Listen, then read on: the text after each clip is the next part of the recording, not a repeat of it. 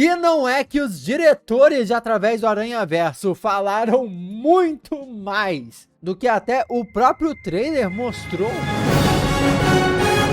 Olá, como vai? Tudo bem? Eu sou o Miguel Loquia e saiu o trailer de Através do Aranhaverso com várias versões do Homem-Aranha, mas além disso, além desse novo vislumbre desse tão aguardado filme que vai sair, nós também tivemos mais um vídeo que foi exibido de uma entrevista com os diretores do filme e novas informações sobre essa produção por vir. E todo esse compilado de informações aí nos dão muito mais contexto sobre esse filme, que confirmam várias coisas que nós já conversamos aqui no canal, várias coisas que chegamos a teorizar na minha análise do trailer que saiu e muitas novidades também. E é lógico que a gente precisa conversar sobre isso aqui para ir conectando os pontos, teorizar mais coisas, pô, porque é isso que a gente gosta de fazer aqui, pô, na família Loquia, pô. Tô cheio de pó aqui, parece uma galinha, pó, pó, pó, pó, pó. Vamos partir logo pro assunto, porque saiu junto com isso tudo uma sinopse oficial do filme, que também ganhou uma matéria na revista Total Film.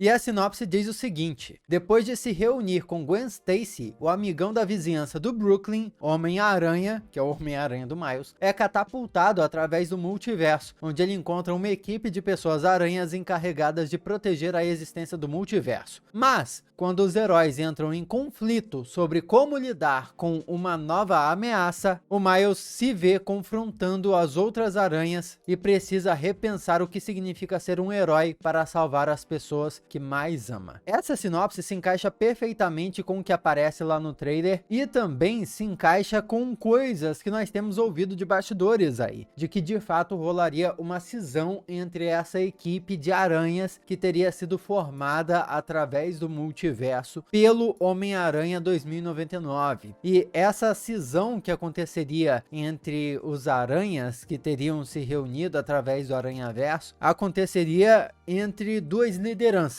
Uma das lideranças seria o Homem-Aranha 2099, que é o Homem-Aranha mais experiente, que teria reunido a galera, e o Miles Morales, que é o protagonista do filme. E o grande vilão do filme é o Mancha, que já ganhou até uma imagem oficial e tudo mais, mas não apareceu ainda nesse trailer. Então olha aí, tudo ganhando mais contexto, todos os rumores e supostos vazamentos sendo confirmados. Quem acompanha o canal já sabia dessas coisas, ó, a mocota! Ainda na matéria da revista Total Film foi divulgada uma nova imagem da Gwen Stacy e o co-diretor Kemp Powers disse que o filme mergulha no dilema único de ser Gwen Stacy, porque ela é uma vigilante vista como responsável pela morte do Peter Parker no seu mundo, uma coisa que nós já vimos lá no primeiro filme, na explicação da origem dela, que o Peter Parker, no universo dela, foi o personagem que se tornou o Lagarto, e no confronto com ela ele teria morrido.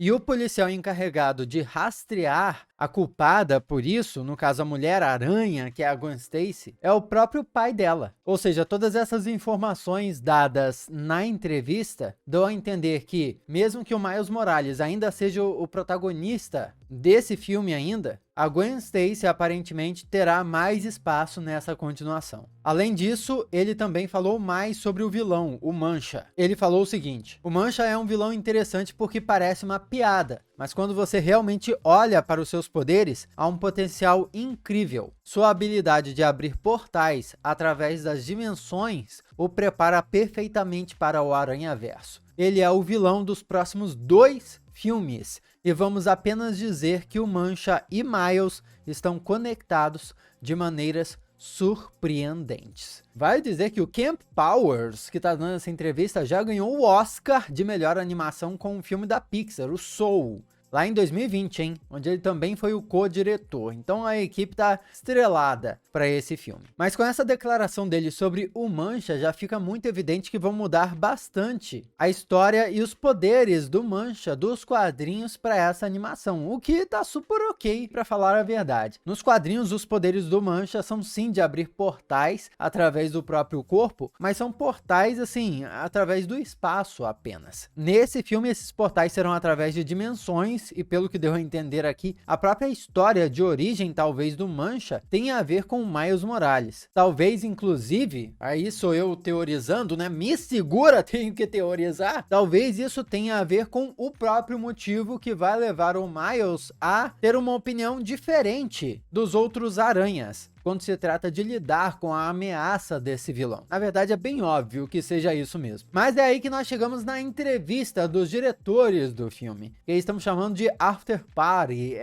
tipo uma festinha que fizeram logo depois da estreia do trailer. E é aí que eles entregaram as pérolas e até responderam perguntas que os fãs enviaram pra lá. Mas a primeira coisa que eles fizeram foi pedir pra você se inscrever no canal. Brincadeira, eles não pediram isso, mas eu que tô pedindo, pô, não custa nada, se inscreve aí, dá uma ajuda, pô, é de grátis. E se torne parte da família Loquia, porque eu adoraria ter a sua companhia aqui com a gente nos próximos vídeos também. Meu muito obrigado, meu grande abraço, e vamos falar sobre o que o Phil Lord e o Chris Miller responderam. Mas não só ele. Esse vídeo, vale dizer, está disponível para membros do YouTube Premium. Então, só se você pagar a assinatura do YouTube para não ver os anúncios lá, que você vai ter acesso a esse vídeo lá no canal da Sony. Mas quem estava presente era o Phil Lord e Chris Miller, que são os roteiristas e produtores de Homem-Aranha através do Aranhaverso. São as pessoas que estão totalmente por trás do filme e estão ao lado da Hailee Steinfeld. Ninguém mais, ninguém menos que a Kate Bishop, do universo cinematográfico da Marvel, a companheira do Bumblebee, do filme dos Transformers, mas também a voz da Gwen Stacy, na animação do Aranhaverso, que tá para estrear aqui no Brasil no dia 1º de junho de 2023, hein? O Phil e o Chris comentam que a história, desde o primeiro filme, se dedica a mostrar o Miles e a sua família como uma unidade, meio que um porto seguro. E ele, o Miles, agora, como um adolescente, tem que sair de casa para se aventurar. O primeiro filme era basicamente sobre como qualquer um poderia vestir a máscara de herói, enquanto essa continuação é sobre como se deve vestir essa máscara de herói. O que é um tema interessante, já que o Miles, de fato, vai se deparar com vários aranhas. Então ele vai se dar conta que ser um Homem-Aranha no multiverso pode ser uma parada até bem comum. Ele vai ter que decidir que tipo de Homem-Aranha que ele vai ser. Mas continuando, aparentemente a história vai mostrar o Homem-Aranha 2099 formando uma sociedade dos Aranha, e ele inclusive convida a Gwen Stacy para fazer parte dessa sociedade. Só que ele, o Aranha 2099, não convida o Miles para isso. E a Gwen não pode contar a ele o porquê. Então já existe uma treta pré-estabelecida entre o Aranha 2099, Miguel O'Hara, e o Miles, sem que o Miles sequer saiba. E, ligando os pontos aqui, isso talvez até tenha a ver com a tal relação entre o Miles e o vilão Mancha. Será que tem a ver com isso? Ou com outra coisa, né? Mas enfim, faz todo sentido. O Homem-Aranha 2099 pode conhecer o Miles Morales de outras dimensões e entender que essa versão de Miles Morales não se encaixaria muito bem aos planos dele. Eles também mostraram algumas imagens exclusivas, como uma nova imagem da Jessica Drill, a Mulher-Aranha, que eles confirmam que estará grávida no filme, como nos quadrinhos da época das Guerras Secretas. E dizem ainda que a Gwen Stacy enxerga na Jessica Drill uma espécie de mentora, já que ela é uma mulher-aranha que estaria ativa há bastante tempo e teria tudo sob controle. Porém, eles continuam dizendo que as coisas são difíceis, o que dá a entender que pode rolar uma complicação na relação entre as duas. Eu já posso teorizar aqui que talvez a Gwen